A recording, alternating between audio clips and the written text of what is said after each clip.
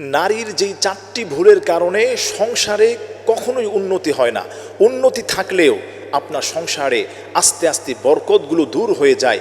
যেই নারীর মধ্যে এই 4টি খারাপ স্বভাব থাকবে তার সংসারে কশ্চিনকালে উন্নতি হবে না।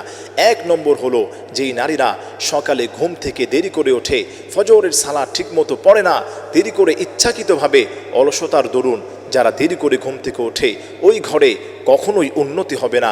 2 নম্বর হলো, যেই ঘরে নারী আছে সে পুরুষের থেকে বেশি বোঝে, পুরুষকে প্রাধান্য কম দেয়। রাসূল সাল্লাল্লাহু আলাইহি ওয়াসাল্লাম বলে দিয়েছেন, যেই ঘরে নারীর কর্তৃত্ব হবে, যখনই নারীর হাতে শাসন ক্ষমতা চলে যাবে তখনই তোমরা কিয়ামতের আশঙ্কা করো, নাউজুবিল্লাহ। এজন্য যেই ঘরে নারী বেশি বুঝবে সেই ঘরে কশ্চিনকালেও উন্নতি হবে না।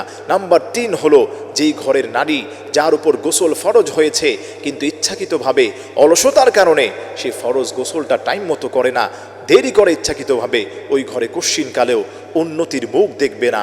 4 নম্বর হলো, যেই ঘরের নারী তার স্বামীর আত্মীয় স্বজনদের সঙ্গে সম্পর্ক ছিন্ন করার জন্য কুপরামর্শ দেয়, সম্পর্ক ছিন্ন করতে চায়, ওই ঘরে কশ্চিনকালেও কখনোই উন্নতি হবে না।